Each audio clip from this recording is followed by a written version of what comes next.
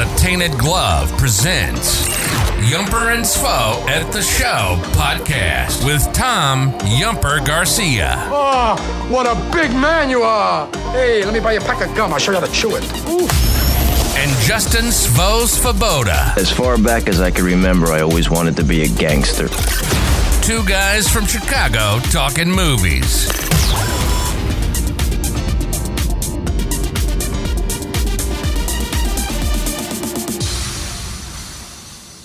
Welcome, everyone, to episode 5 of Yumper and Svo at the Show. I'm one of your hosts, Tom Garcia. They call me Yumper, and I'm with my co-host, Justin Svo Svoboda. What's up, Svo? What's up, everybody? How's everybody doing? Today is a lazy day, man. Too bad I watched the Illini lose the basketball game in the second round. I was heartbroken. The Cubs didn't sign anybody, so it's good to talk movies. Same, except for Florida State didn't make the tournament. And the White Sox haven't signed anybody either, unless you are a middle reliever. Yeah, we're hurting here, man. We're hurting here. But Swole, I have a question. People have been asking us. They've been saying that we are kind of similar. Like we're brothers from a different mother. We have different tastes in movies. And they wanted me to ask you. When exactly did you become blood brother? Sorry, I had to get a little pop from certain people have been asking me to include that in our clips for a while. I love it. I love it. I love Phil Hartman. He's actually in one of the movies that we're going to be talking about today. Yes, he is. And I love him. But before we get into what we're going to talk about today, we're going to actually go to our usual shindig. We're going to talk about you, the listener, and we're going to go to our Twitter responses. So this week we posted up a question saying, what was your favorite movie of the 90s? So you want to take it away? Yeah, absolutely. We had some great responses this week. A couple normal listeners, long-time listeners. I say long time. This is our 5th episode, Beef. If you're listening, we made it to 5. So we've survived the 5th episode. But the first person was my cousin Mark, actually, who recently just joined Twitter and followed Yumper and Svo at the Show. And he went with Tommy Boy. He said Tommy Boy is a classic and he always enjoyed the humor. Brian at Magnificent Stand, supporter of the pod, went with Falling Down, which I have a feeling we might be having a conversation about later as well. Hint, hint. Hint, hint. And then our boy, K-Fids, went Babe, Pig in the City. And then he quickly changed his mind to The Matrix or Fight Club. But also, Babe, Pig in the City was a good movie in the 90s. Yes, I agree. Good sequel. And oh yeah, Pig in the City, right? Mm-hmm. Yeah, it was a good sequel to the original one. Pete Chapman said Terminator 2 or Jurassic Park. They combined the perfect 90s live action, animatronics, and special effects. Nothing before was shot as big and had these capabilities. Everything after this big is shot on soundstage and green screen. They are 90s film to me. I absolutely love that answer. I do feel like that those movies feel different when they were made. And then Shankster John said it was a tough call. Movies in that decade hit me in different ways at different times. Like early was True Romance, just so cool. Pulp Fiction, Usual Suspects at another time. LA Confidential, Heat, Office Space, Good Will Hunting. It's hard to choose a top one. And I think all those movies that he just named were movies that kind of stand the test of time in the 90s, and I absolutely love all of them. I completely agree. The 90s, as we're going to learn, was probably one of the best times in movie history. Like, just looking at the movies that were released throughout the 90s is just ridiculous. I would put it up against any decade that there is in the industry. But moving on. Also, before we move on, shout out to Shankster, who's always a big supporter of the show. And you can always respond to our comments at Yumper and Svo on Twitter. Or you can check us out at the new taintedglove.com, where we have all our pods posted up and some blogs by us, along with the Tainted Glove podcast with Pete and Kevin, or Mr. Hand and Fids. So you guys can check us out there at the taintedglove.com. And we're going to move on to our what we've been watching. So I can start us off on this one as well. One movie I seem to get into when I'm kind of bored or I'm kind of just trying to relax is a movie called Confidence that was released in 2003. It's a movie directed by James Foley. And it has Edward Norton, Dustin Hoffman, Paul Giamatti, Andy Garcia, Rachel Weisz. It has like an all-star cast in my mind. Morris Chestnut. The movie is basically a con game that is based on this group of cons that get trouble for pulling a scheme on somebody they know was connected to somebody else. It's not the greatest movie, but it's a lot of entertaining, a lot of comedy aspect to it. Andy Garcia is hilarious in the movie. Also, awesome soundtrack by Christoph Beck. What about you, Swell? So I think it was after a long day this last week for my wife. She came home and we kind of just wanted to hang out together downstairs in the basement. And I rented Dog with Channing Tatum and German Shepherd. Those are the stars of the movie. And I thought it was going to be a pretty cliche, you know, dog doesn't get along with the owner doesn't like the dog. But it actually was a lot more. It was a lot. There were some deeper messages on there, and it was a kind of a nice look into the minds of someone that's struggling with PTSD. Channing Tatum was a soldier in Afghanistan, and the dog that is in the movie was his partner's partner in Afghanistan. So the dog was actually dealing with some PTSD, and so was Channing Tatum. It's a very good movie. I really, really enjoyed it. It does tug at the heartstrings. And I am going to give a small spoiler alert because I would never have someone do this, but the dog does not die at the end. The dog lives. So watch this movie. I really enjoyed it. And then on St. Patrick's Day, I was home alone because my wife was out working, and I decided to watch Leprechaun Origins from, I think it was 2016 or 2017. And it's a little bit more serious take on the Leprechaun lore that we know. Like the original Leprechaun was really campy and really corny. Jennifer Aniston was in it. And this one is still a crazy premise, but it's a little bit more serious and a little bit more darker. Like the Batman, but with leprechauns. Yeah, actually, I really enjoyed kind of like the storyline they had of that movie because I think Warwick Davis is awesome in the original one, but the story they made up for the movie, like the way they built everything around the leprechaun, was cool. But the way they made him look was just horrible. He just looks Absolutely bad. agree. But yeah, that's what I've been watching these last couple weeks. Yeah, so I have one more movie I actually checked out, and it's actually a movie from 2013 called 47 Ronin. As you know, I love a lot of timepieces and like anything with martial arts, samurai. That's something that's like right up my alley.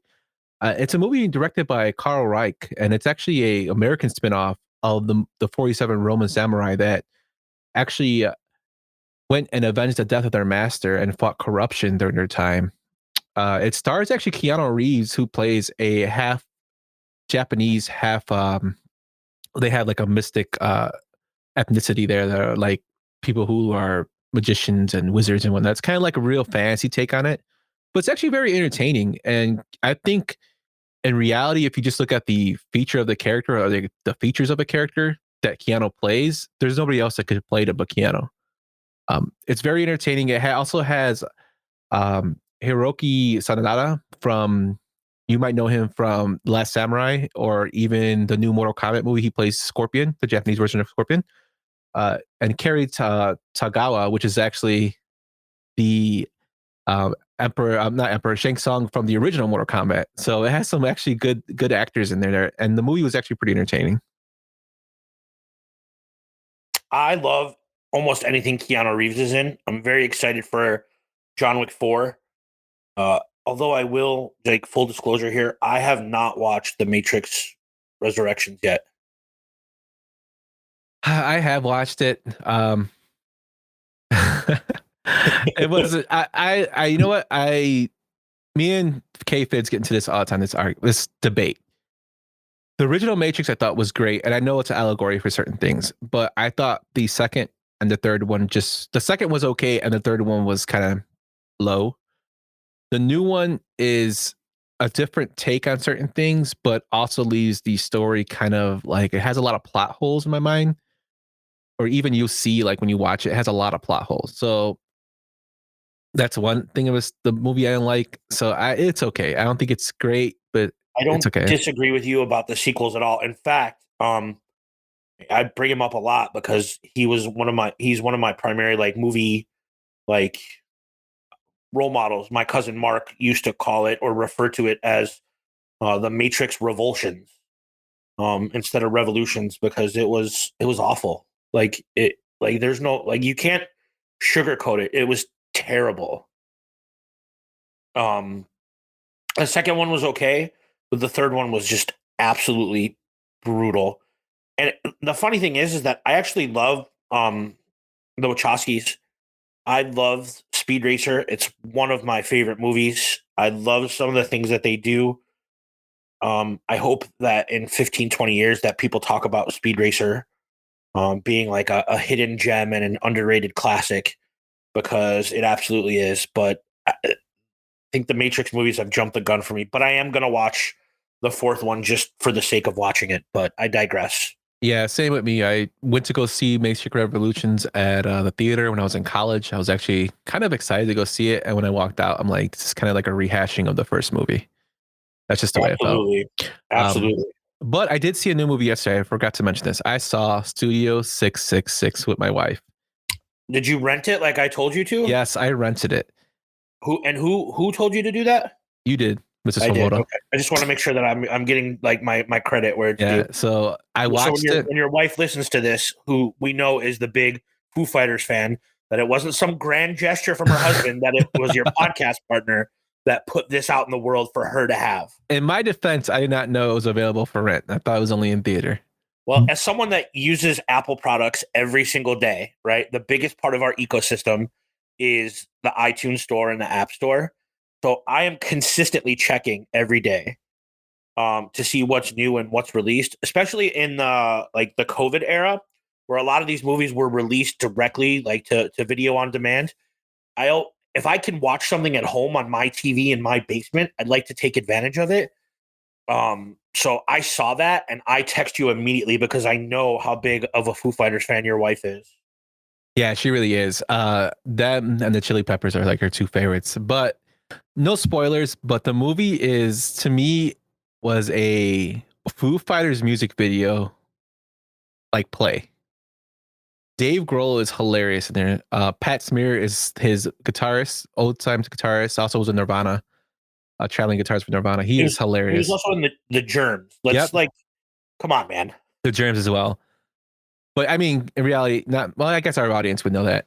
But yeah, them two in the movie are hilarious. It's just very campy and corny, but it's okay. Jen liked it a lot. I mean, I enjoyed the movie. It's long too. It's like, I think 2 hours. I was surprised. But, and Jeff Garland's in it. And he's plays a hilarious part as well. It's an hour and 46 minutes and 30 seconds. Yeah, it's pretty long. According to the iTunes store. So that's not long for a comedy like that. I didn't realize Jeff Garland was in it. Yeah. I love Jeff Garland. Jeff Garland and Curb Your Enthusiasm, for my money, is like fantastic. Also, my wife and I, it's a guilty pleasure. We love the Goldbergs, and it is not the same without Jeff Garland in there. In fact, some of the worst CGI I've ever seen was the last 3 weeks of the Goldbergs because they edit him out and they just do a voiceover, and it's awful. But I will watch it strictly so it's not like Olivia Soprano CGI? It's worse than Olivia Soprano CGI. Oh my god! But I will check it out just because Jeff Garland's in it. So I might rent it sometime this week. Actually, you know what I'm going to do is I'm going to rent it for our flight to Vegas and put it on the iPad. Yeah, it's really campy. I mean, but there is a lot of good things in the movie.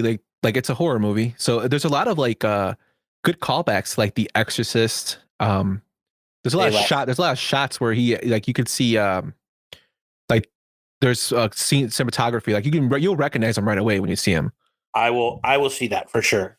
So I mean, I'm a fan of Dave Grohl. So yeah, and Dave Grohl seems like a hilarious guy. I know my wife read his autobiography and she said he's hilarious, and he actually lived in a haunted house, so that's kind of cool too. But yeah, check out the Studio 666. Let me know what you guys think. But with that, let's get into our meat and potatoes of the show. So as you know, delicious, Yumper. That sounds delicious. Yes, it does. So as you know, we want to try something new, and we went with a random year generator. We put in the last 30 years into the generator, and we got 1 year back, and that was 1993. So me and Swole decided, why don't we do a draft from the movies of 1993? So let's do a draft NBA style.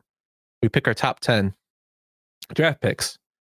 So just a little tidbits about 1993. 1993 was a big year for movies in that era of the decade. Although it was the sixth most grossing year at $4.8 billion, that's still a lot of money at that time in the 90s. There's a lot of movies in here that you're going to hear. There are classics, Oscar worthy, etc. But always remember, guys, these are our opinions, and we would love to know yours. So opinions differ from everybody. And with that, Swell, you ready to get into this? Yeah, let's do it, man. I love it. Are the animations going to pop up, or do we like to reveal them, or do they just come up on the screen? Just curious. Just come up on the screen, sir. Oh, okay. I put effects in there for nothing then, Yumper. I'm sorry, man. They just come up on the screen. You know what it is. You know what it is, It's right? PowerPoint. Yes, I know it's PowerPoint. Stupid Google Chrome. And you make me use this browser. It's not me, it's StreamYard. We record on StreamYard. Check us out on YouTube. I know. I'm just busting chops. But let's get to my first pick. You can be anything you want to be. Remember, the saddest thing in life is wasted talent. You could have all the talent in the world, but if you don't do the right thing, then nothing happens. But when you do right, guess what? Good things happen. You hear me? A Bronx Tale, directed by Robert De Niro in his directorial debut, starring Chaz Palminteri, Robert De Niro, Lilo Brancato, Catherine Narducci, Terrell Hicks, and Joe Pesci plays a part in it. This movie was based off Chaz Palminteri's one-man show, also named The Bronx Tale.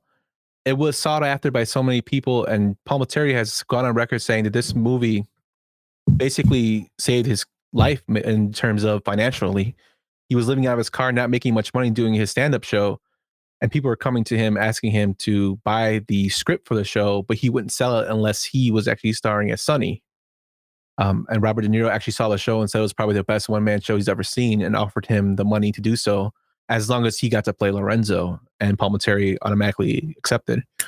Probably one of the best movies I remember growing up. Great soundtrack, great characters in there. Not your typical mob movie. A lot of life lessons are actually put in through this movie, like a waste of talent is a big one. Know your friends. Always work hard. The working man's always a persona and line that's always used throughout this movie. Just an all-time classic for me. That's why I had to have it as my number one.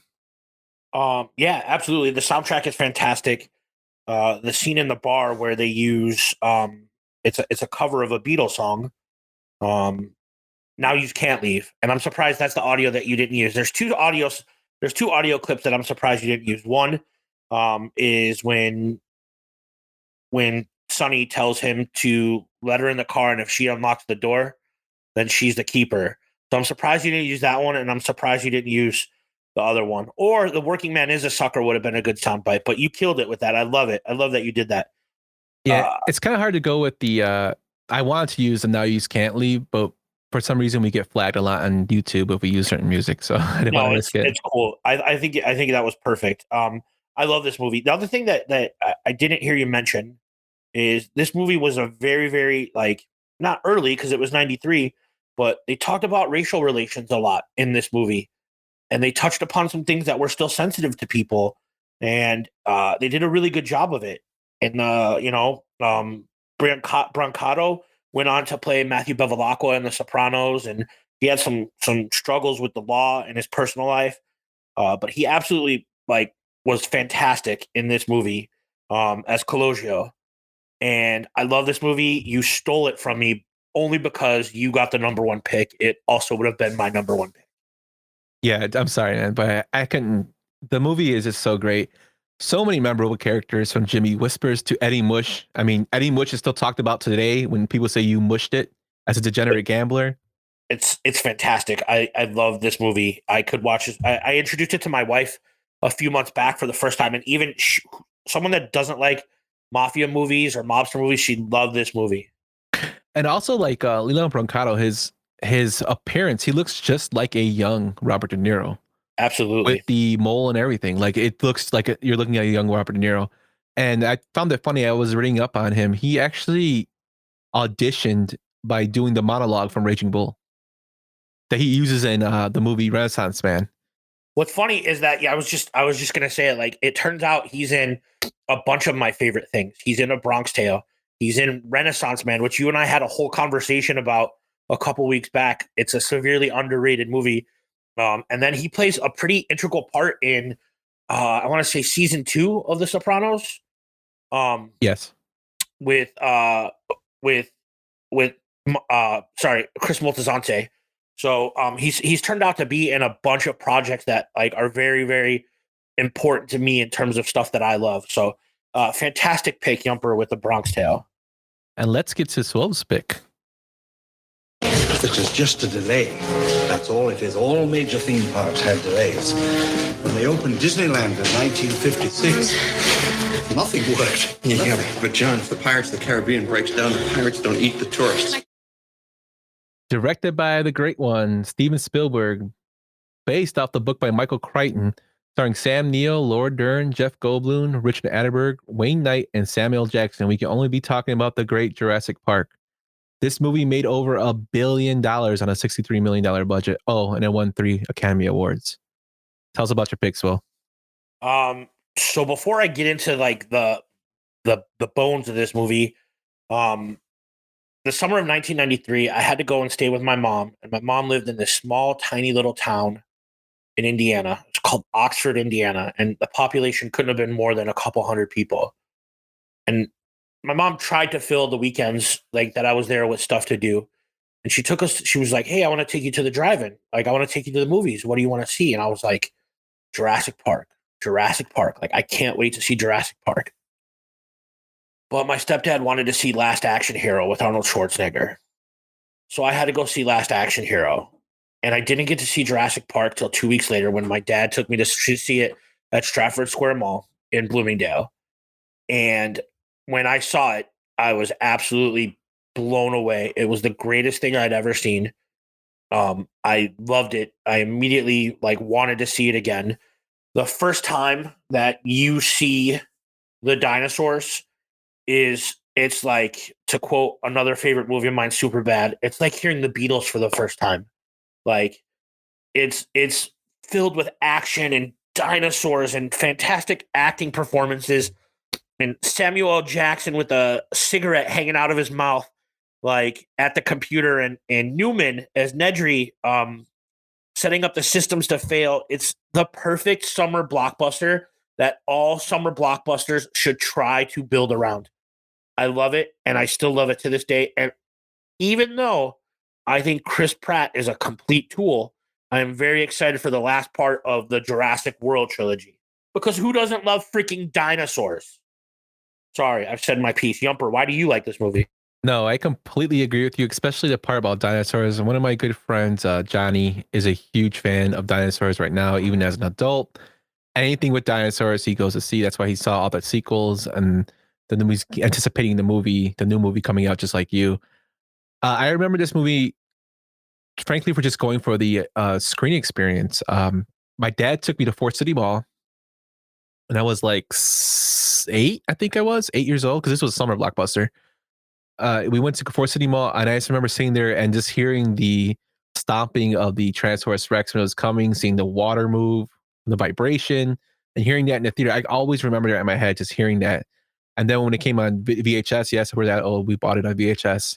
I watched it like a lot. Love the character actors in it. Jeff Goldblum is awesome. Love the Richard Attenborough with Burrow with his complete dialogue as the famous, person that we ran a flea circus for money, and now he's a millionaire that wants to develop all these dinosaurs. Samuel Jackson has such a small part, but it's such a big part of the whole culture of Jurassic Park with the hold on to your butts. Sam Neill and Laura Dern were awesome. Jeff Goldblum, can't say enough about him. So many memes are made from this movie today, so it still holds like a lot of weight. The CGI hasn't aged well, but just the nostalgia of the movie impacts a lot of people. I mean, this movie was a movie that Fitz told us when we had our Oscar episode that, it really got him falling in love with movies even more with the John Williams soundtrack. Yeah, it's well, and in its defense, like the special effects might have aged well, but it was also the first time that a lot of these special effects were ever used. Yes, Right. yes. So like things have changed tremendously. So it's no fault of the movie. They took some chances, they took some risks, they paid off. Before we go on to round two, I gotta ask this because I think it was a conversation that everybody had with their friends when this movie was in the theater and popular. But what was your favorite dinosaur in the movie? The Tyrannosaurus Rex. See, for me, and I think it comes back in Jurassic World or Dominion, the Dilophosaurus, the spitter. When he spits the black tar at Nedry, man, I wanted to see more of that dinosaur. It was really cool. That was actually animatronics that they did. That Stan movie, Winston company did the animatronics for that, I believe. same thing for the Tyrannosaurus Rex. I think didn't they have the Tyrannosaurus Rex on display at the Field Museum for a while in Chicago? They might have, yeah. I could vaguely remember that. Somebody call me, correct me if I'm wrong on that. But yeah, just the animatronics were awesome, and that's why it won for visual effects, like an Oscar for it. And the sound mixing, like I said, with the vibrations of the Tyrannosaurus Rex walking, the sounds that he made were that Spielberg put in. I'm saying to make the dinosaurs sound like, because we actually don't know what they really sounded like, but they the way they made it in the movie were awesome. It's so good. I could still watch that today and still be happy with it. Like Absolutely. I'm really excited to show my son Jurassic Park when he's a little older, so he understands. Absolutely. The scene where the T-Rex is chasing them and they show him in the rearview mirror, to me is one of the finest pieces of filmmaking that's ever existed. And I don't mean that like, oh yeah, Citizen Kane, The Godfather. Like, it's just a good lesson in movie making, in my opinion. Yeah, especially like the little details where it has the things may appear larger than they are in the mirror, which is ridiculously hilarious. But yeah, it's just so many good things about the movie. So it's a very formidable number one. If you were going to take Bronx Tale, I probably was going to take Jurassic Park as my number one too. So, but let's get on to our second pick. All you have to do is tell me what it's worth to you. What's a person worth? No. What's one worth to you? Schindler's List, directed by Steven Spielberg, starring Liam Neeson, Ben Kingsley, Ralph Fiennes, Carolyn Godell.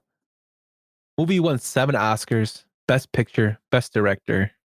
Made over $322 million at the box office on a $22 million budget.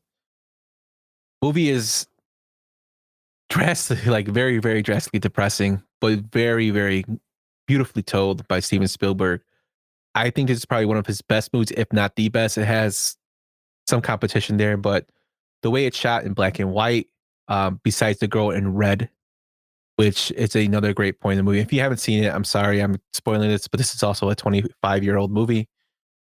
But it just, the way it's beautifully shot. Liam Neeson is great as Oscar Schindler. Ben Kingsley plays an awesome role in it.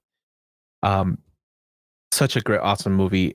It's so depressing, but yet so beautifully told. And it shows the horrors that the Jewish people faced during the Holocaust and what Oscar Schindler did to try to protect those he could.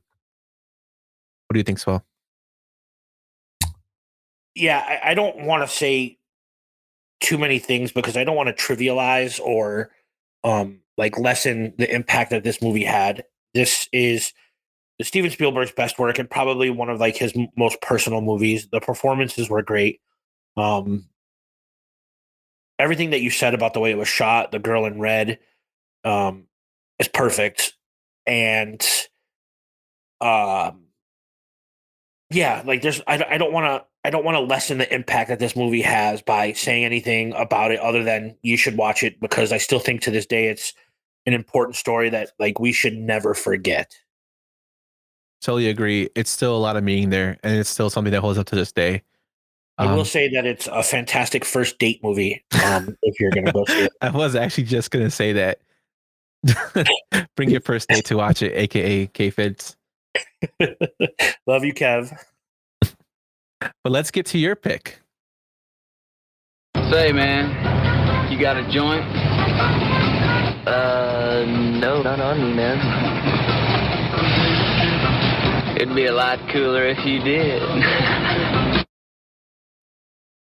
Dazed and Confused, directed by Richard Linklater, starring Jason London, Ben Affleck, Mila Djokovic, Cole Hauser, Parker Posey, Adam Goldberg, Matthew McConaughey, Nicky Cat, Lauren Wilson, Renee Zellweger, and Rory Cochrane. Movie was basically a underperformer at the box office on a $6.9 million budget. It made $8 million, but it made a lot of money on VHS and just developed a cult following. We could have added this one to our cult following as well, but Quentin Tarantino actually included this movie in the list of the top 10 greatest films of all time. Tell us why it's your number 2, Swell. I've told this story before to you, to everybody, but whenever I see this movie, it makes me wish that I was 16 years old in 1976. I want to have a party at the Moon Tower. I want to drink beer out of the backseat of an El Camino, out of the trunk of an El Camino. The soundtrack is fantastic. Was it Jason London or Jeremy London? Jason London. Jeremy was in Mallrats, right? I don't know. Whatever. Gold jacket, green jacket, who gives a shit? Ben Affleck is such a tool in this movie. Cole Hauser is awesome. Nicky Cat is like, I came here to drink beer and kick some ass, and I'm all out of beer. When they're at the Moon Tower, the paddles for freshman initiation. It's a fantastic movie that makes me wish that I got to be alive in this time. I wasn't born for 5 more years, but I love this movie. I love the music. I had a great conversation about this movie last night with my dad as we went to the United Center to see the Eagles. And it's just a good movie, man. It's so quotable. How about you, Yump? Same, man. It's very quotable, very memorable characters. I mean, the opening clip I used was Matthew McConaughey, who fits that persona as a meathead. The movie is hilarious. Ben Affleck is such an asshole in the movie and a person that hasn't outgrown his childish things when he's a second-year senior or repeating senior, basically, that goes and does the paddles. And the crazy thing is, this movie, I think, takes over place in one night, right? It goes from the beginning always, like the beginning of the day to the end, like the next day. Yeah, it all takes place in one night, the last day of school in 1976, which I think was the centennial, like the 100-year anniversary, like of the United States. And they talk about it in the movie. They're like, remember, when you're out there celebrating on the 4th of July, just remember you're celebrating the fact that we didn't want to pay taxes. And then it goes into the party at night, the last night of school. And it's about the football team and relationships with friends and, trying to fool around with the hot girl. It's just a very, very good movie, very relatable, because those themes transferred over to, like our 80s movies and then our 90s movies and then our 2000s movies. Every generation has that movie, right? Where you're touching on these subjects, and it's good. Richard Linklater is fantastic. He's done a bunch of other great things. I love him. Yeah, it's just a fantastic job. It pulls, like you were saying, it pulls a lot of influences from the 80s movies that we discussed in our episode too. But it's something that took its own spin on it, and that's what I liked about it a lot. Like a lot of memorable characters in this movie, and I really recommend you guys watch it. It's one of my wife's favorite movies. It's one of the first movies that we actually watched together. She showed me this. I mean, I've seen it before, but like it's like one of her favorites. So definitely check out Dazed and Confused. Let's move on to our third picks. You must be Doc Holliday. That's the rumor. You retired too? Not me. I'm in my prime. Tombstone, directed by George P. Costamatos, depicts the gunfight at the OK Corral and the Earp Vendetta ride. The movie stars Kurt Russell, Val Kilmer, Michael Biehn, Powers Booth, Bill Paxton, and Stephen Lang. Movie made about $72 million on a $25 million budget. Why I picked Tombstone number 3, I love Westerns, and I cannot overlook the performance by Val Kilmer as Doc Holliday. The movie is a decent movie. It's a good portrayal and like more of a Hollywood style of the OK Corral. but Val Kilmer steals the show in the movie as his. And I was looking at the Oscar nominees, and Val Kilmer should have at least took over at least one of those spots to be nominated for supporting actor. This is probably, in my opinion, one of his best roles, if not his best role, by his improvisation, the way he acted in terms of Doc Holliday. There's actually historical evidence that he used a lot of words that Holliday said that were written down and heard at the time. It's just an all around great movie. And you have Sam Elliott and Kurt Russell, who's also one of my favorite actors from Big Trouble in Little China. So it's a great movie. I loved it. That's why I chose it as my number 3. Yeah, I think you said Sam Elliott and Bill Paxton, and like just the supporting cast is fantastic. It's a great movie. I don't like westerns. Like I never did like westerns. Like I always thought they were kind of boring, and there's been exceptions to the rule. But I love this movie, and it has probably one of the what's the most quotable line from this movie? Yup. I'm your Huckleberry. I'm your Huckleberry. Absolutely. It's just a good movie, man. It's kind of loud and obnoxious and gunfights, but super quotable and a good movie. Also, Michael Rooker is in it too. Yes, he is. Michael. He plays a Henry, Portrait of a Serial Killer. Yeah, but in the movie, he plays a member of Johnny Ringo's gang that actually turns good and helps out Wyatt Earp during the Vendetta run. So the movie is really good. Like memorable characters in terms of that. It's just it's not an Oscar worthy movie in terms of story, but as far as character performances, yeah, Val Kilmer definitely should have got one. And I see a lot of people still arguing that today. Like he should have got at least a consideration, like serious consideration for the way he played Doc Holliday. I love Val Kilmer. Like I will always defend him as Batman. I love him in Top Gun. I think he's one of the most underrated actors to do it. So much love for Val Kilmer. Totally agree. Also, another Val Kilmer movie I love a lot, Thunderheart. Another great one. Oh, Thunderheart's good. Was that the serial killers on the No, Native American? It wasn't serial killers, but it had to do with they murder on the Native American reservation. On the reservation, right? Yeah, absolutely. Yeah, it's a good movie. Check that one out if you guys get a chance. But let's get to your number 3 pick. Yeah, No, you done fucked up, don't you? No, don't you? No, you done fucked up. Directed by the Hughes brothers, Menace to Society stars Tyrone Turner, Jada Pinkett, Lorenz Tate, Bill Duke, and Charles S. Dutton. The movie was filmed on a $3.5 million budget and it made $30 million. It deals with a lot of many social issues that exist today that we're dealing with in 2022. So why'd you choose it as your third pick, Swell?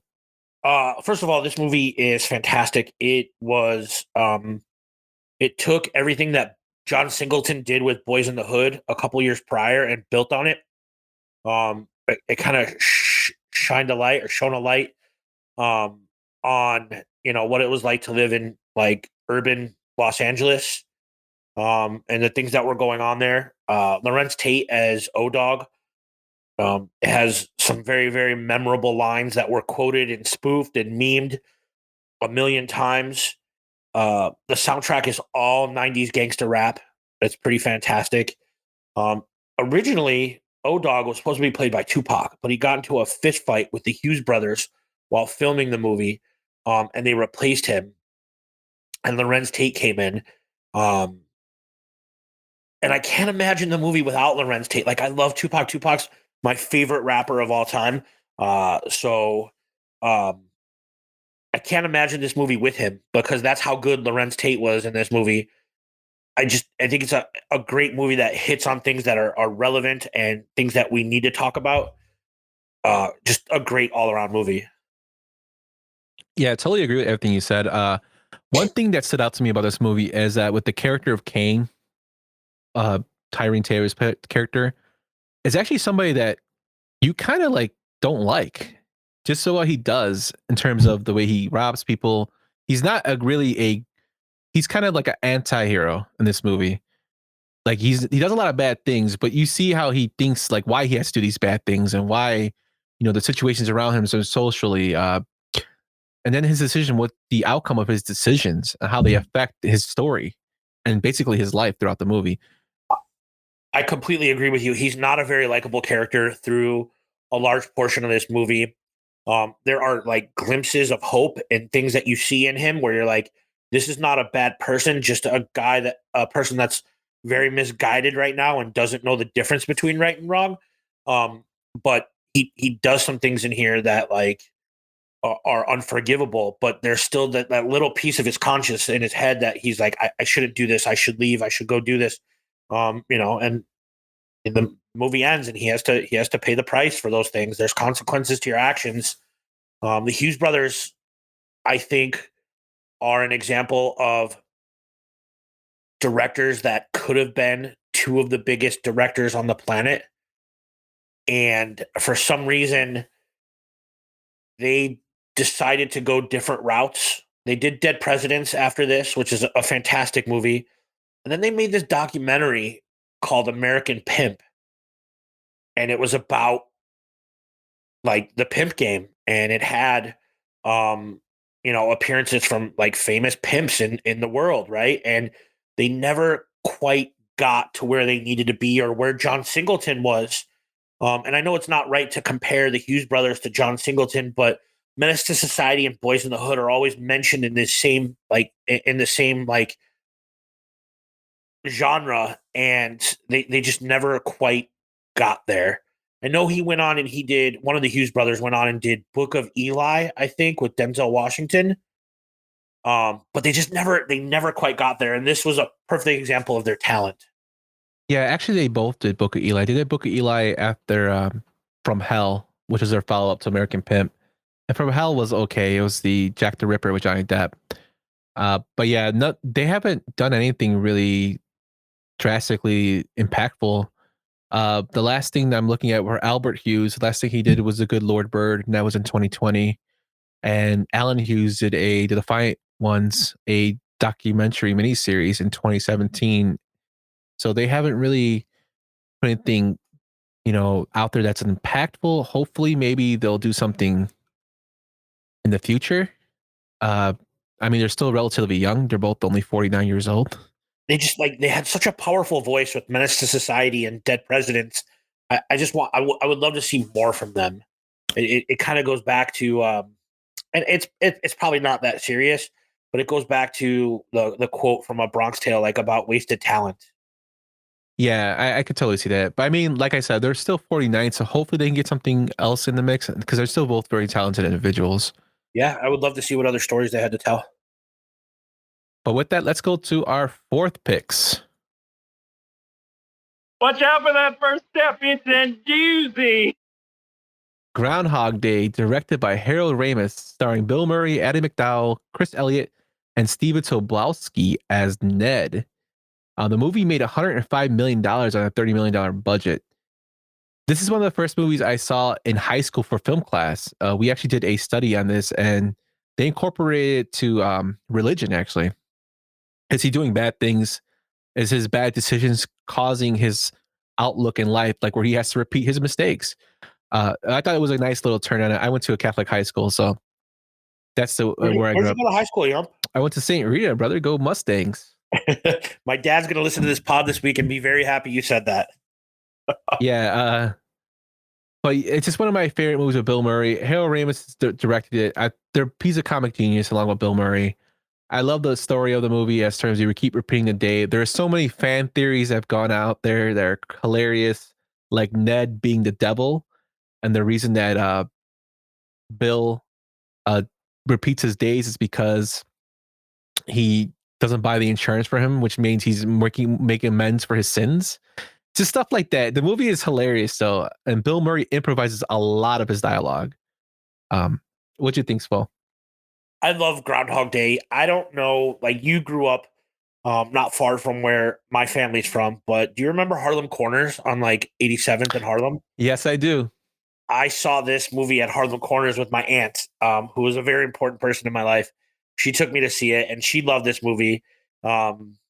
It's hilarious. It's funny. Like his relationship with like having to report about Punxsutawney Phil every year. He hates it. He wants out. He wants to get it done in one take and leave. Then he's stuck. in this tiny little town in Pennsylvania, which actually is in Woodstock, Illinois, filmed locally. And Ned, when he steps off the ledge or steps off the curb into the street, into the slush, this movie is hilarious. I love this movie. I love Bill Murray. This made me like really appreciate Bill Murray besides, Bill Murray and Ghostbusters. I love Bill Murray and Ghostbusters, but this movie made me appreciate all the things that he was capable of. And then I reappreciated him again years later when he did Sofia Coppola's Lost in Translation. Just one of the best all around actors. And I don't know if he gets his due. Like, people like him and people appreciate him, and he has this following, but I don't know if it's because they think he's a good actor, and he really is. Yeah, it's funny you mentioned that because doing a deep dive, I do research on these guys. I don't just talk about them out of our butts. We try to be prepared for this. Doing some research, this movie is actually the last collaboration between Harold and Bill. Bill actually didn't like the movie. He thought the focus was more on comedy and the theme of love, finding a relationship. He wanted to be more about people repeating their lives to change. Him and Harold Ramis clashed a lot about that, and they actually didn't talk and only reunited when Harold Ramis was actually really sick a few months before he passed away, which is really sad. And another thing too, Danny Rubin, the person who actually wrote the script for this and story, was really scared about bringing this to Hollywood because he hates the Hollywood cookie cutter. And when Harold Ramis read the script, they just made some subtle changes to it to where it pleased him enough to get a writing credit. And this is the only movie that he's credited as a writer. So that's pretty incredible. He just went back to writing books and stories because he hates the Hollywood lifestyle and the Hollywood cookie cutters, the way they make movies. So those two little things were really crazy. Yeah, it's I don't know, like Chris Elliott was great in this movie, and Andy McDowell was great in this movie, and it's still very quotable, obviously. And I'll never look at "I Got You, Babe" by Sonny and Cher the same way ever again. Definitely. It's a classic. But let's get on to your pick. Now just shut your goddamn pie hole. This Boy's Life, directed by Michael Keaton Jones, based on the book The Boy's Life by Tobias Wolff, starring Robert De Niro, Ellen Barkin, Leonardo DiCaprio, and Jonah Blackman. The movie was made a $4 million box office on a limited release. Let me know why you chose this one for number 4 as well. Once again, I tell the story about how my dad never bought or paid for HBO growing up, but for some reason we always got free Encore, and the free Encore allowed me to discover a lot of movies that I don't know if I would have till later on in life. The Outsiders was one of them because it was always on Encore, and This Boy's Life was always on there. And I saw this movie once, and I've always loved Robert De Niro. Like, Robert De Niro is fantastic. And I saw this movie, I'm like, I hate Robert De Niro's character in this movie. He is a terrible person. He is the worst stepfather. It made me realize like how lucky I was growing up with 2 step parents that weren't like this at all. Like, he is an awful person. He makes so many derogatory like comments to Leonardo DiCaprio's character about his sexuality, about the choices that he makes. Awful person, but he plays it really well. So you feel for Leonardo DiCaprio, who is super young. I think he might have just gotten out of like growing pains to do this movie, like only a couple years prior. Ellen Barkin is the mom that just picks up and moves at will whenever she wants to change her situation. It's a fantastic movie, and I don't think people talk about it enough in terms of Robert De Niro's like finest works because his portfolio is so massive. This is a great freaking movie. Yeah, I totally agree with you on that. It's a definite Robert De Niro hidden gem. He plays a complete asshole in this movie. Like, there's no way to sugarcoat it. Yeah, it's the way, and it's not like his Max Cady, because you knew who Max Cady was. It's the way he sets you up in this movie. Like, you think he's going to be he sets up as a person who seems like he's okay, and then goes downhill from there. And that's relatable to real life, how people are fooled into marriage by people they think they know, and then when they marry them, it completely goes down the drain. That's how I got fooled. Like, it happens. Yeah, it's crazy. And Leo, like you said, I think this was one of the first movies he came out of from Growing Pains. Uh, just showing his chops as an actor and showing him his development as what he is today. This is another great movie just to check out. So I definitely would recommend checking out This Boy's Life. But let's get into our fifth round and our fifth picks. Who hired you to do that? Okay.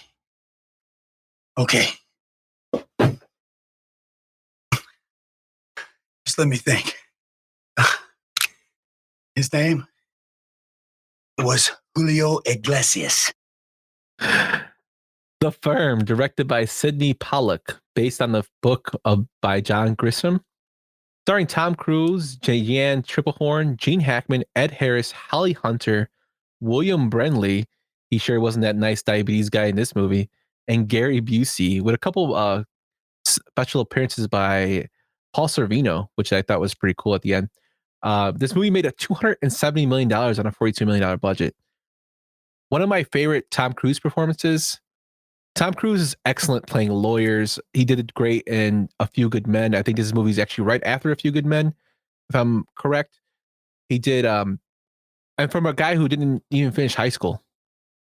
Excellent actor, and he doesn't get enough attention as he should. I know me and Soul mentioned that due to his personal life, in terms of with his whatever he does in his personal life, kind of like clouds his acting ability, and that is completely true. He doesn't get the attention he deserves, and this movie is awesome. And William Brenly being a bad guy, I can remember seeing that guy with the diabetes commercial. You got sugar diabetes, and him as a hitman in this movie is crazy. Also, the Jigsaw Killer is a hitman in this movie. Gary Busey's in this movie, he's just out of his mind in this movie, but fills the role perfectly. And it's a good book. And I think actually this movie is actually a better portrayal of the book. What do you think, Swell? So yes, first of all, let's address the elephant in the room. Wilford Brimley, the diabetes guy, is something that my best friend Mike still texts me all the time. Except we don't quote the diabetes thing. He says, "These are my testing supplies. I have diabetes. These are my testing supplies." But it's something that I quote to this day all the time, the diabetes commercial. This movie came out, I think there was a run of like John Grisham movies that were made into, or John Grisham books that were made into movies. And this was a good one. I don't think this was my favorite one. I think A Time to Kill was my favorite adaptation of a John Grisham novel, but this movie was fantastic. He does play a lawyer that discovers upon this secret. What was Pelican Brief, I think, was the other one. Yeah. So it was The Firm, Pelican Brief, and A Time to Kill all came out like in consecutive order. And I don't know what the order was, but I'm almost. There was another one too, The Client. The Client's a very good movie too with Susan Sarandon. Like Grisham put out like good stuff. The dude could write. Also, do you know John Grisham wrote the novel that Christmas with the Cranks is based off of, called Skipping Christmas? He wrote that novel, and then they took that and turned it into Christmas with the Cranks. It's his only thriller novel, I think. And Christmas with the Cranks, when we get to our Christmas episode, that's my hidden gem. I love that movie. Sorry, I digress. But this fits like all those things that the John Grisham movies do. Like, there's a secret that they stumble upon, and then they have to hide it, but they find out that they found the secret, and now they're after him, and they send a bad guy to kill him. It happened to be Wilford Brimley with his diabetes testing supplies, right? Like, it's a great movie, and it was a movie that like my family, like my aunts and my Aunt Elaine and my Aunt Pat both love thrillers like this, and I've probably seen it 100 times. Yeah, totally agree. I love this movie. But let's get to your number 5. Excuse me. Am I being fired? Let me put it this way, Andy. Your place in the future of this firm is no longer secure. We feel it isn't fair to keep you here when your prospects are limited.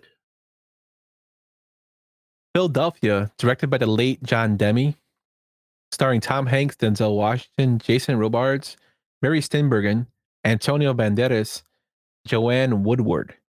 This movie made another $206 million off a $26 million budget. Won 2 Oscars. This is the first of Tom Hanks' back-to-back Oscars, which next year he would win for Forrest Gump. I think personally this is a great movie, but Swole, let me know what you think. Why you chose this as your number 5? I also don't want to trivialize this movie like we did with Schindler's List. But there are a few things that like I will say about this movie. As a kid that moved to the suburbs, at 8 years old, this was my first introduction to some things that I didn't know existed, right? I didn't know about a world of, gay men and their lifestyles, or what the AIDS pandemic was like or epidemic was like. And this movie fucked me up.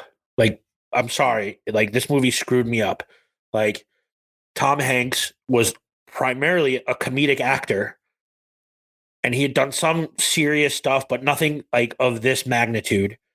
And I saw this movie and I saw the change in his physical appearance from the beginning of the movie to the end of the movie.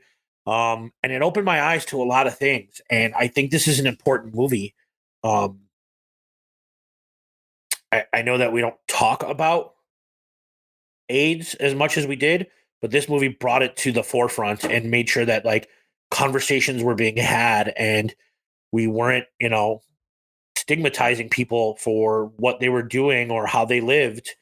And we still have a lot of work to do. We still have a hell of a lot of work to do. This is a very important movie.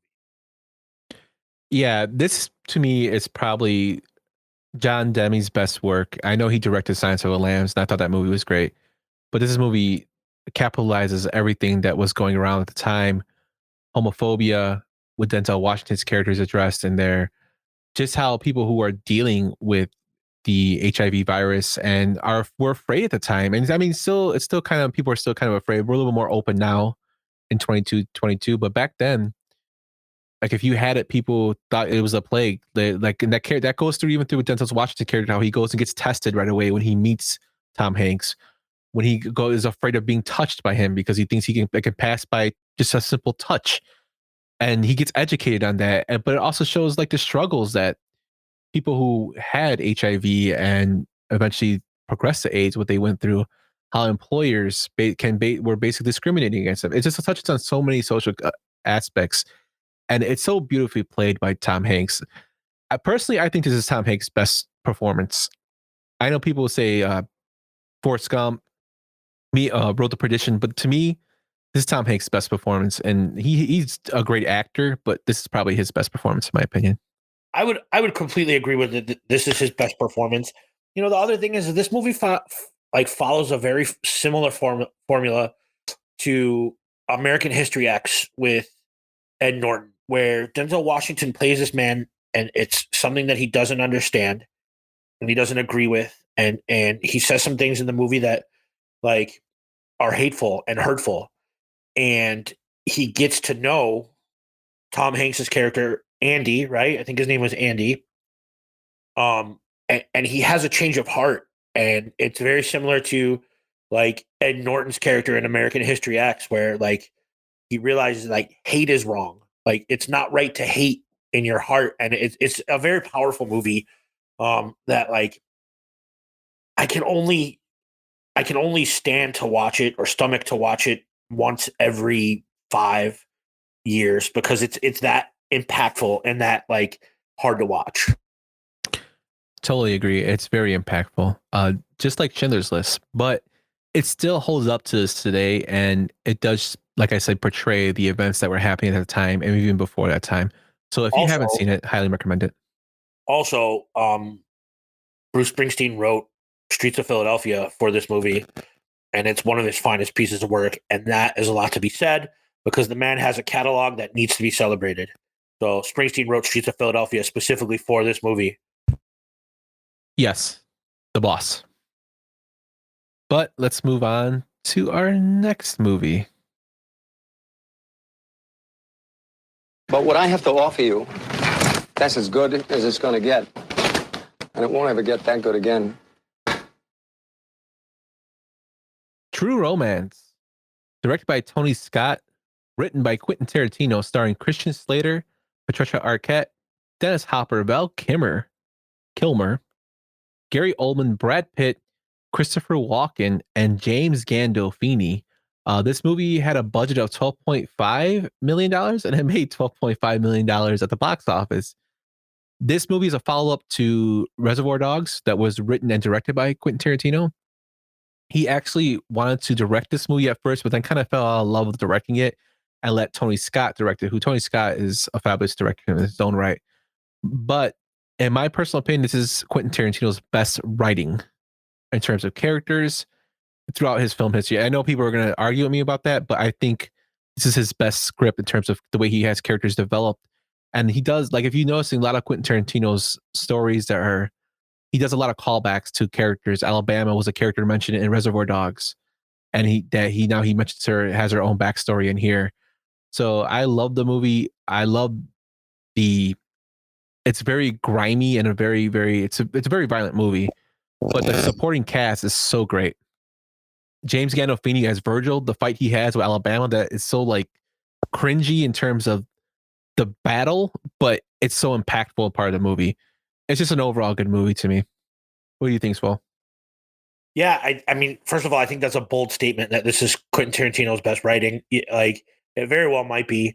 I think the thing that makes me want to not so much question that, but we don't know, is that we don't know what his script for Natural Born Killers was like, because Oliver Stone chopped it and screwed it so much that it was a completely different movie when they made it. So I would love to, like, I know it'll never happen, but I would love to read what Quentin Tarantino wrote for Natural Born Killers and what Quentin Tarantino wrote for Halloween 6, The Curse of Michael Myers, to see what like his scripts would have been like for that.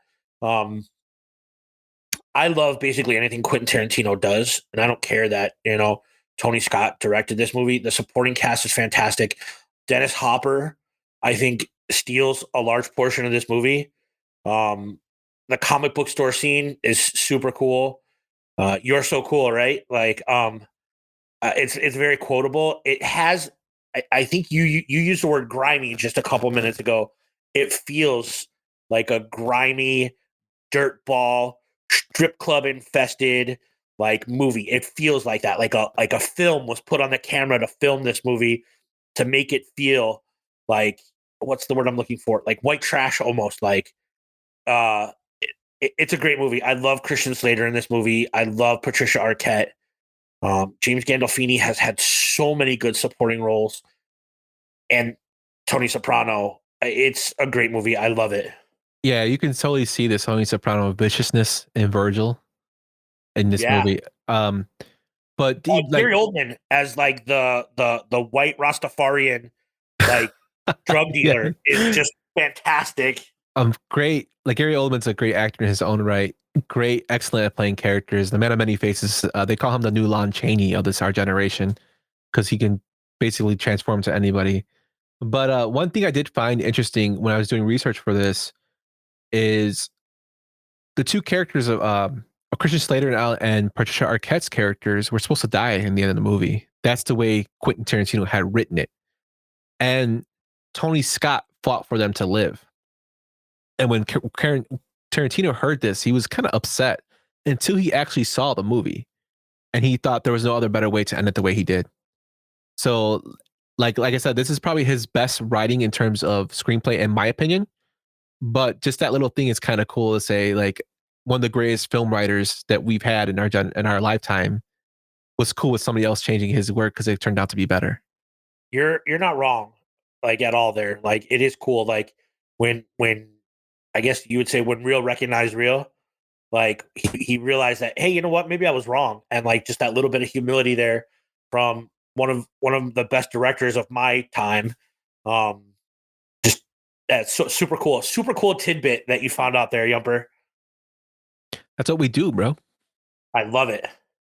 But let's get into your sixth pick. Look at this sorry, miserable, squashed thing. Can anybody tell me what's wrong with this picture? Falling Down, directed by Joel Schumacher, it's starring Michael Douglas, Robert Duvall, Barbara Hershey, Rachel Ticotin, Frederick Forrest, and Tuesday Weld. This movie, again, was another blockbuster hit, making $96 million on a $25 million budget. Tell me why it's your number 6, Will. This movie to me is like an R-rated version of Office Space. This dude snapped and just had enough, right? Like the opening couple minutes where he's in his car and traffic is bumper to bumper in LA. And he gets out of the car and he starts walking and he goes to this convenience store, right? And he gets into it with the owner about a can of Coke, I think, right? Yeah. And it's a whole thing, and he takes the bat and he smashes up the convenience store, and like he looks into the convenience store owner's eyes as he's smashing stuff up, and he just goes, "Evil dies tonight." I hate you. No, like I think everybody gets tired and fed up with their job or being stuck in traffic. And he was dealing with like a divorce, right? Michael Douglas's performance was great when he gets jumped. You forgot your briefcase. It's just a great movie. I loved it. It was a movie that I wasn't allowed to see for a while. And I'm not sure why, because I saw way worse shit than this. Probably because my dad didn't want to see it. He wanted to see Platoon, but he didn't want to see Falling Down.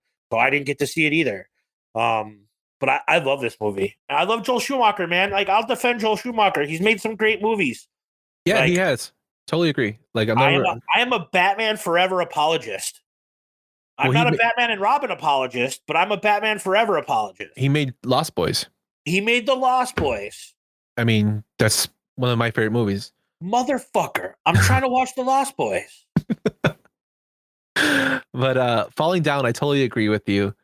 This movie has a lot of controversial outlooks on it. I was looking at the reviews at the time when this movie was released. It had some favorable reviews, but then looking at how they do an outlook maybe in the more current time within the past 5 years, a lot of racial overtones in this movie, and I don't really agree with the way they're doing it. A lot of I was reading several critics that were saying this movie pushes more towards white supremacy, which I don't really see it that way. I see it more as a person that's fed up with the way their life is going and basically finally snaps, as you said.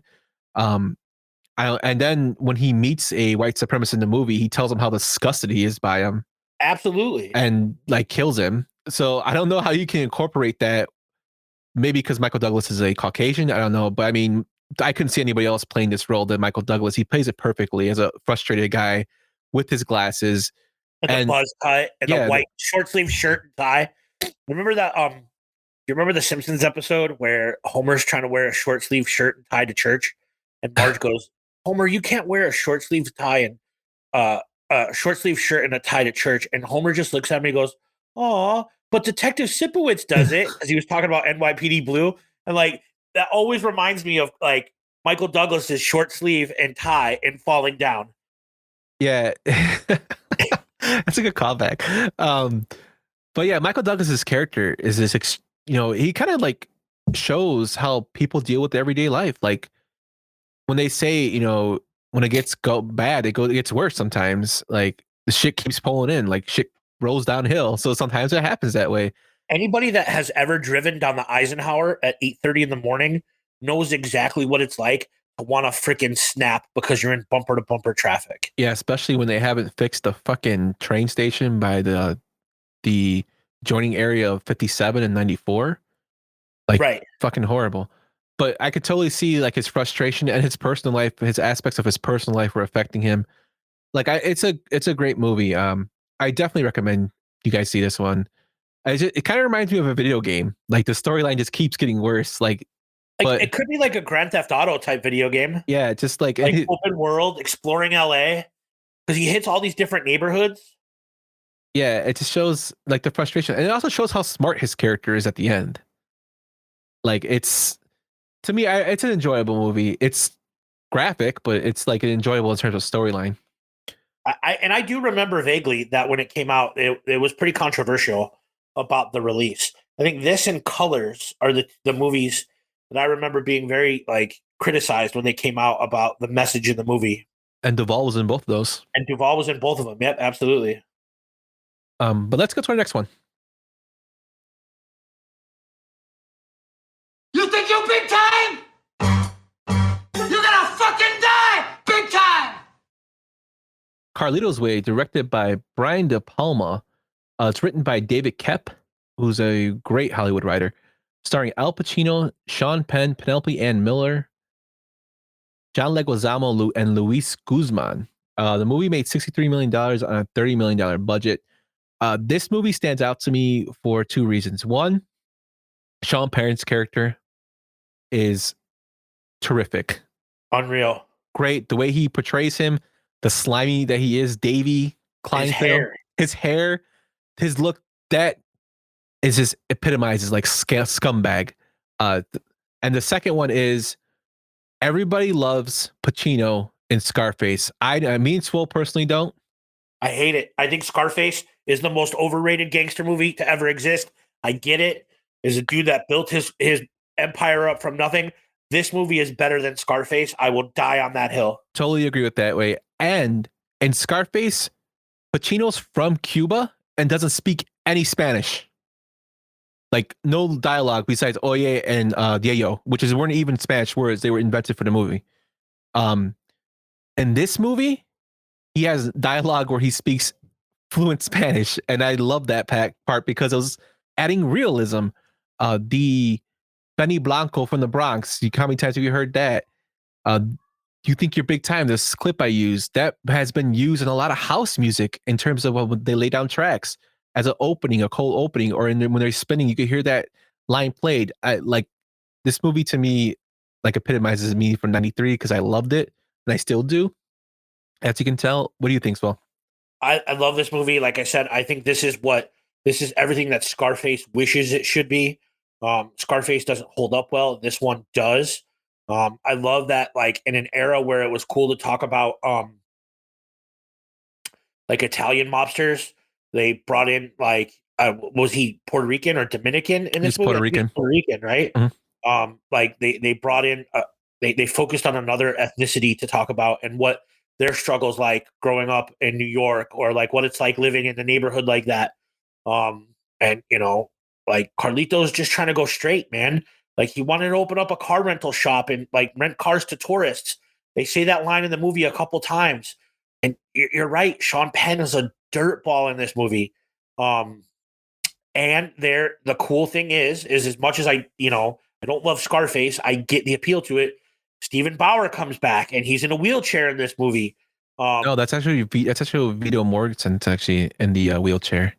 You're right, but Steven Bauer's in this movie. Yes, he is.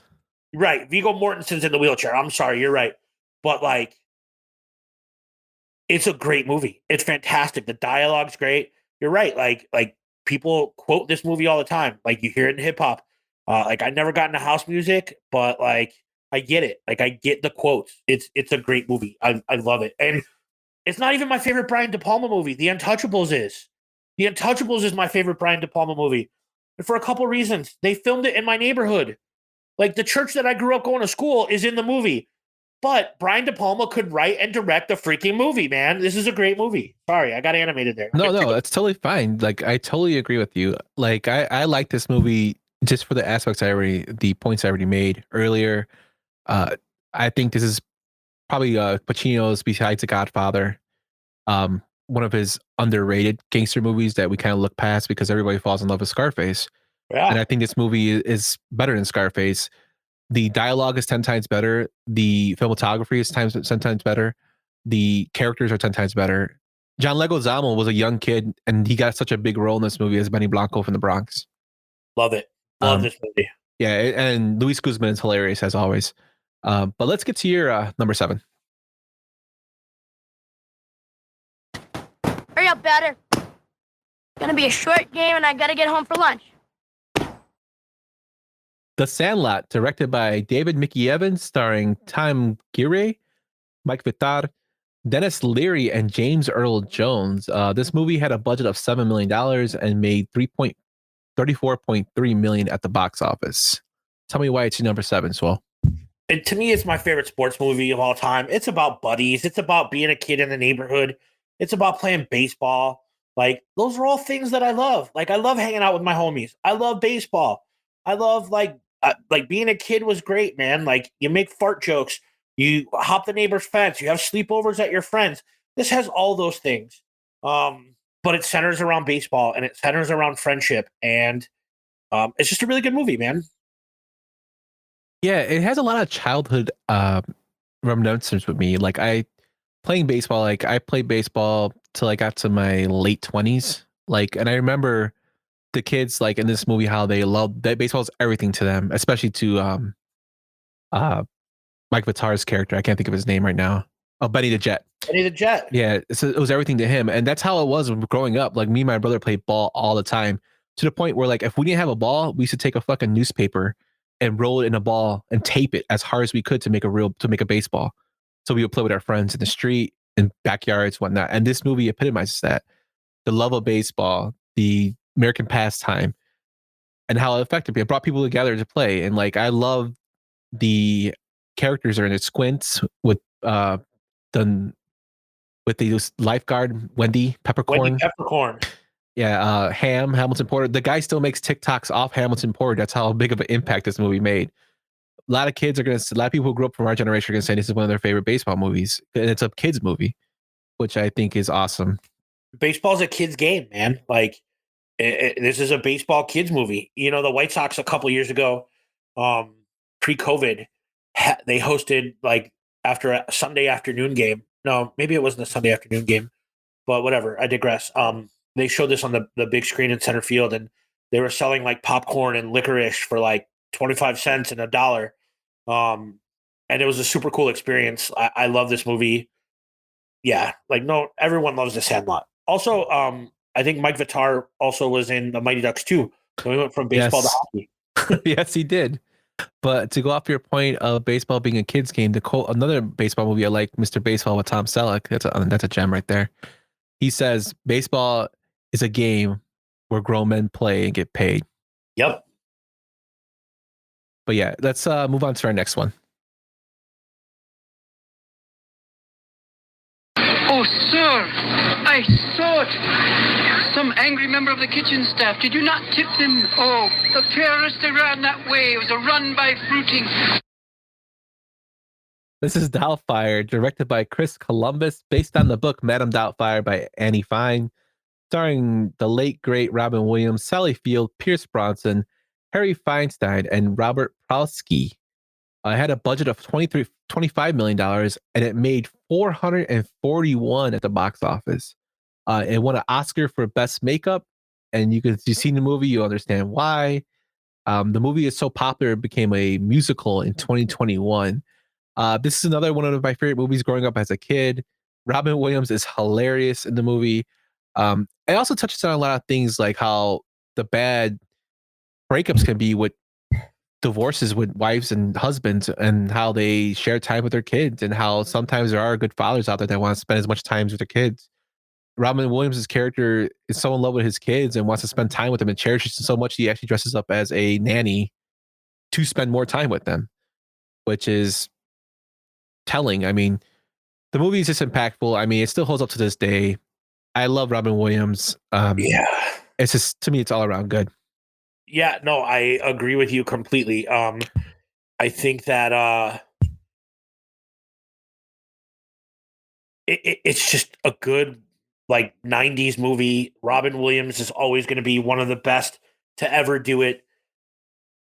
It was a movie that like your family could put on a Sunday afternoon, like after dinner, and no one would complain about it. But like, you know, my dad was always around to see like the impact that it was like when like his dad wasn't around, and he did everything he could to be in their lives. I do want to say one thing to our audience right now. I don't hear these sound clips that Yumper puts together until we broadcast. So the reactions that you're getting from me are genuine because I'm excited to hear these clips. And the Run by Fruiting and Mrs. Doubtfire is one of my favorites. So the reactions that you see if you're watching the YouTube version of this are actually genuine, and I'm excited to hear these clips for the first time. But I love Mrs. Doubtfire. Yeah, I really love that movie. I know it gets compared to Tootsie a lot, but it's nowhere near Tootsie. Tootsie's more of a political movie. This movie is based on more family oriented. Um, and I'm very happy that when they were talking about making a sequel to this movie, Robin Williams read the script and said, "No, it's not good. I'm not going to do Right. it." No, you can't do it. Which makes you respect him more as an actor. It's kind of perfect. Yeah, but let's get to your number 8. Sometimes I feel I want to run away. I want to get away from the It's a song. Big hit on her. part of me. Coneheads, directed by Steve Barron, starring Dan Aykroyd, Jane Curtin, Chris Farley, David Spade, Michael McKean, and Michelle Burke. This movie had a $33 million budget, and it came under with 21.3 at the box. Tell me why it's your number 8, Swell. To me, this is like the way a SNL skit should be turned into a movie. I think this and Wayne's World are the two best examples of how you could turn a skit into a movie. I think Dan Aykroyd was hilarious in this movie. I think Chris Farley dating his teenage daughter is some of my favorite comedy bits in a movie, especially when she houses the Subway sandwich. It's like, I haven't seen someone house a sandwich like that since my mom. It's just funny. He chews condoms as gum. I just like this movie. I think it was really, really well made and super funny. Yeah, totally agree. And also great appearances by other comics. Sinbad's in the movie. Sinbad as the guy that owns the pawn shop. Yeah. Veldar, I knew you were an alien. It was too good to be true. Like, he's in there. You have Jason Alexander appearing, Phil Hartman appearing later in the when they're on Romulok. Just a well put cast. I really like this movie. It's really corny, but it's hilarious to me. It's so corny, but it's funny, man. Like, this is my favorite SNL adaptation of a movie. Like, I know people are going to say Wayne's World, but this is how it should be done. I like it, and I always got love for Dan Aykroyd. I always will have love for Dan Aykroyd. I just wish he would stop the Blues Brothers shtick. Like, I get it, man. Like, yeah, I mean, John was really important to him, so that's why he. I know John was really important to him, but John's brother Jim is a tool. Have you ever when you meet my dad, like just bring it up casually in a conversation about how you love the way Jim Belushi represents the city of Chicago. Like, my old man will snap. He's like, I hate that son of a bitch. Like, hey, let's get a deep dish pizza and go to a Cubs game. Like, he does this imitation of him, and like he hates it. And that wasn't a Cubs joke. That wasn't Cubs slander. Like, I wasn't picking on the Cubs. I was picking on Jim Belushi. Yeah, I'm not the biggest Jim Belushi fan. It just makes me laugh when you said that because I told my brother this. I think he's okay, but I think he got a lot of his recognition because of his brother. But I digress. I don't want to get into that because I'm just going to rant. Let's get to round 9. Let's go to round 9. So here are number 9s. Stop it, Louie. Quiet, Louie. Stay, Louie. Eat. You don't scare me anymore, Ma. Maybe everybody else here, but not me. You understand? Louis, sit. Lost in Yonkers, directed by Martha Coolidge, written by Neil Simon. It was based off his play that actually won a Pulitzer for drama that year, starring Richard Dreyfuss, Mercedes Ruehl, Irene Worth, and David Strainen. I hope I said that right. Movie is one of my favorites. Again, growing up, my brother, we watched this movie. It was really impactful in the way the kids were interacting with their father and their grandmother. Their grandmother is a complete one of those really, really iron people who grew up in a foreign country and did not know how to process grief correctly. So she took it out on her children and then eventually her grandchildren. She was very mean in the movie. And you see shines of her breaking character to be soft, but she's just a very mean lady. And it's a great adaptation of the play. I think it's a good adaptation of play. This movie won 4 Tony Awards for Mercedes Ruehl, Irene Worth, Best Play, and surprisingly, Kevin Spacey was the original Louis And there was a lot of controversy that came out when he wasn't cast as Louis in the movie. Richard Dreyfuss was. But I think Richard Dreyfuss did a great portrayal of it. But he won for a Tony Award for playing the role and didn't get cast in the movie. So that's kind of crazy. What are your thoughts on this, Will?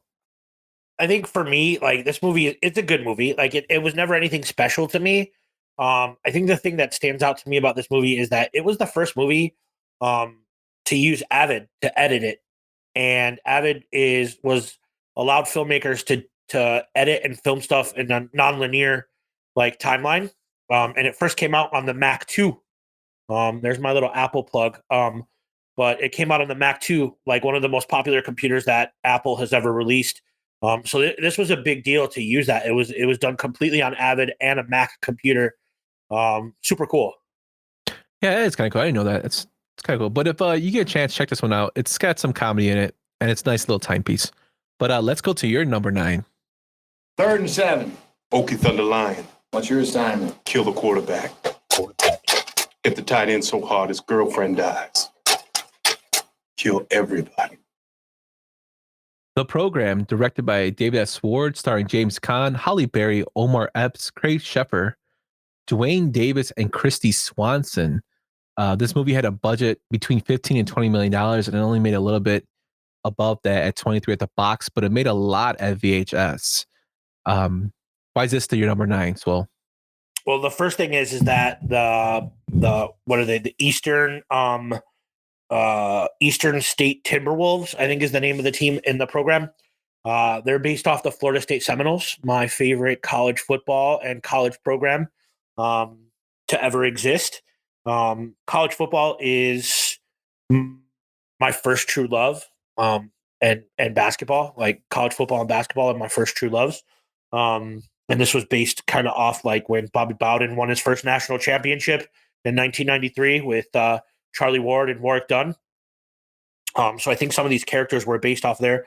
The movie had some controversy in the trailer when they are like not racing, but like sledding between cars.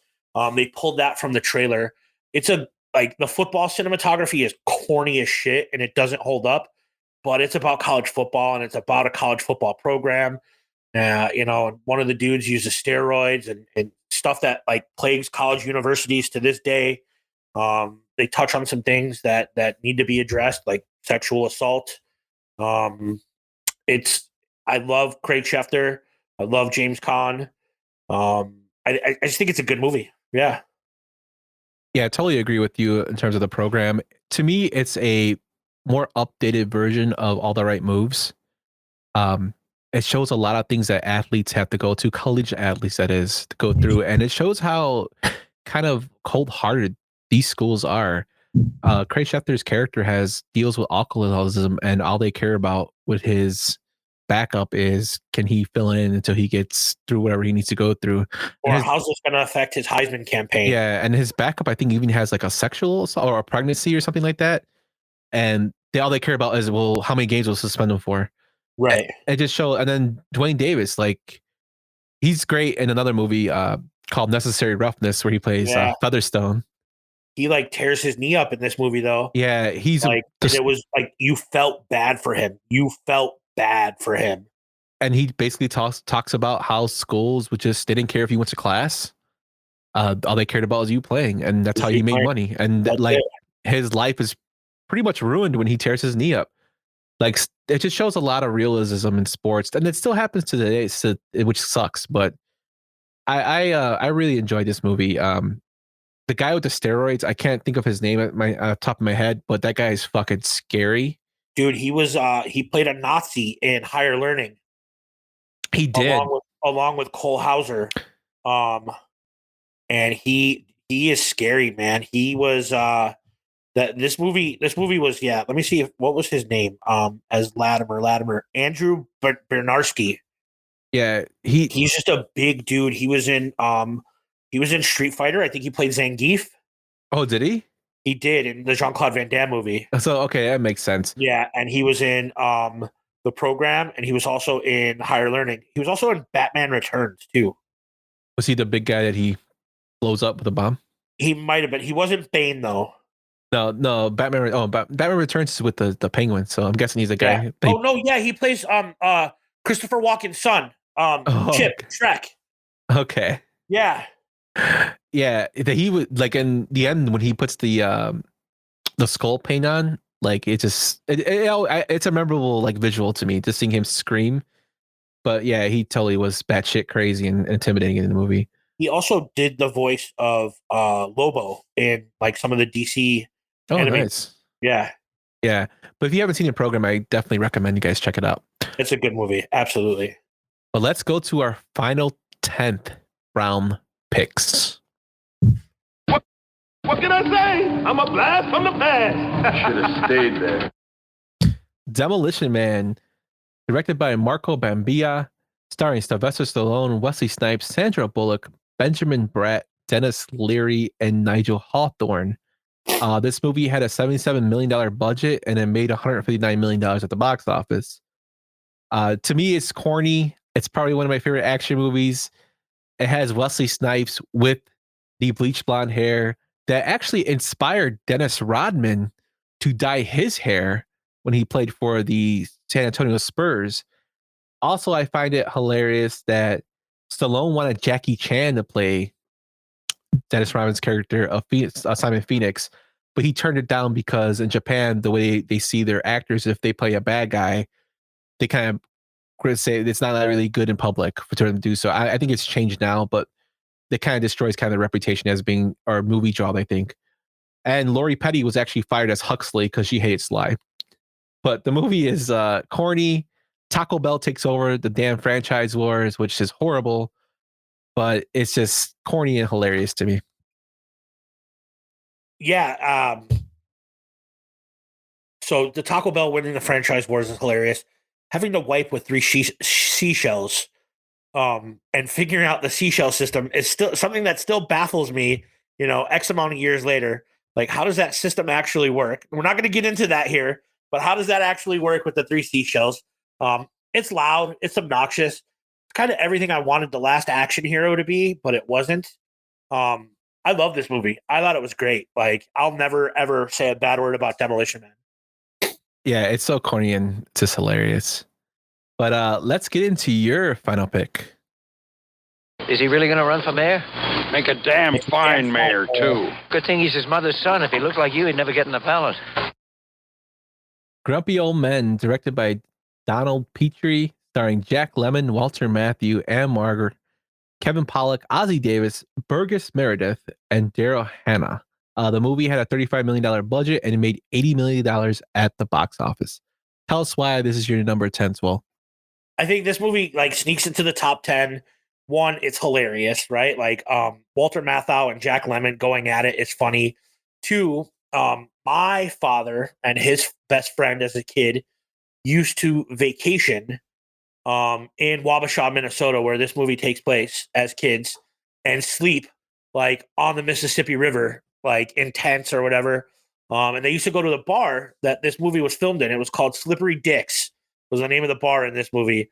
And they used to go to that bar as probably someone that shouldn't have been in a bar at their age. But my grandmother had friends where this movie was filmed. It's funny. It's goofy. They play pranks on each other. It takes place in the snow. They go ice fishing.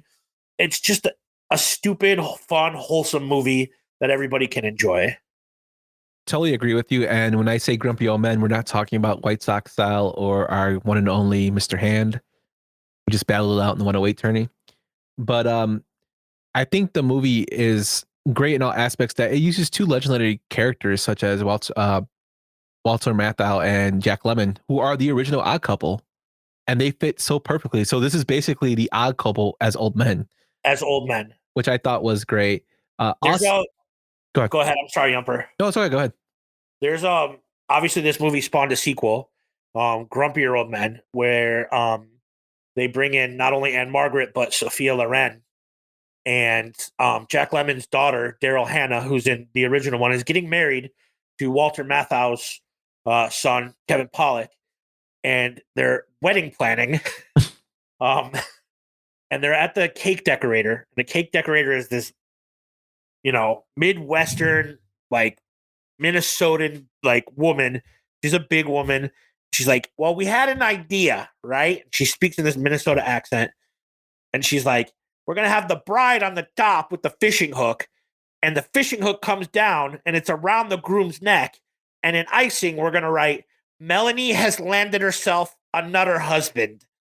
And it's just a stupid quotable line that I quote to this day all the time. I love it. It's terrible. It's just a fun movie, man. Everybody likes Grumpy Old Man. If you don't, Yeah, it's hilarious. And also, Burgess Meredith, everybody knows him as Mickey from Rocky. But the man was such Penguin. or the Penguin, yeah. But the man was such a good character actor. Like he shows his more comedic side in this movie. The as outtakes, yeah, Burgess Meredith's outtakes in this movie are hilarious because they're all sexual innuendos about like slapping the salami in the grocery store, and like the outtakes alone are enough for you to watch this movie if you haven't seen it 20 something odd years later. yeah. We highly recommend this movie. Yeah. But with that, those are our top 10 draft picks. So let us know what you think at Yumper and Swole on Twitter, and check us out at the10glove.com. But let's go into our honorable mentions. I can start off with my 3. I had What's Eating Gilbert Grape as one of them. Great movie, another great Leo performance in it. Tim Burton's A Nightmare Before Christmas and Leprechaun. All great movies. It's just kind of hard. This was a hard list to do and a hard draft to do. If we did top 20 movies, they'd definitely be in there. And to throw one in for Jen, my wife, son-in-law, another great movie. What about yours, Swole? What were your honorable mentions? So my honorable mentions were Benny and June. I think 93 was a year that Johnny Depp really shined. Number 2 was Poetic Justice with Janet Jackson and Tupac Shakur. It was John Singleton's follow-up to Boys in the Hood, and it really showed that Janet Jackson could act. She was a fantastic actress. This movie was great. It had a great cast. Regina King was in this movie. Tupac. Tupac was in this movie. Also, why do I want to say Q-Tip from A Tribe Called Quest was in this movie too. He was shot at the drive-in. That was Janet Jackson's boyfriend that was killed at the beginning of the movie. And then my final movie was Dragon, the Bruce Lee story. I didn't know a lot about Bruce Lee growing up. Like I never saw his movies and stuff. And this kind of introduced me to him. And I thought this movie was really, really like, it was a good watch and really fun to watch. And still to this day, like if it's on, I'll sit down and watch it. So I really like Dragon, the Bruce Lee story. Yeah, I actually like that movie as well. Also, the main character looked just a lot like him. Like they picked the perfect character to represent him, portrayal him. But yeah, those are our honorable mentions. Let us know what you guys think. With that, let's go into what we're going to be doing next. So, as you know, we're going to make the trip down to Vegas. The Tan Glove Network is going to make the trip down to Vegas. God help us all, and pray for Vegas. We're going to go down there. Me and Swole. I think Vegas can handle 3 dudes in their 30s and 40s that don't run as fast as they used to and like to hit up the Chinese buffet. I think Vegas can handle us, man. We'll see. We'll put that to the test. But since we're going down to Vegas, me and Swole have been spitballing and thought, why don't our next episode be about Vegas movies or movies set in Vegas, excluding Casino, because we got something special for Casino planned forward. But why don't we do movies related to Vegas? So that's what we're going to do our next episode on. So episode 6, when we come back for Vegas, will be a Vegas themed movie reviews. That's going to be fun. It's going to be a good episode. And we'll maybe we'll do a little slideshow like at the end of The Hangover with some of our photos that so our audience can see on the YouTube version. It might not be as raunchy as The Hangover photo roll or camera roll, but we'll get some photos from our trip up there so you guys can kind of see us all hanging out with the Tainted Glove Network, including Aloha Mr. Hand and the Reverend K-Fids.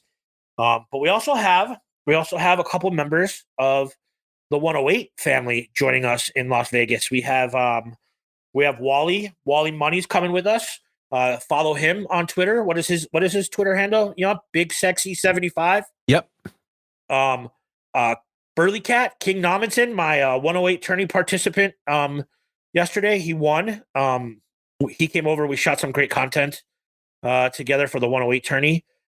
Pete is also part of the 108. And also Brewhand Luke is coming with us to Vegas, along with my wife, Tom's wife, and Queen Nam Pockets 125, I think is her Twitter handle. Follow her on Twitter.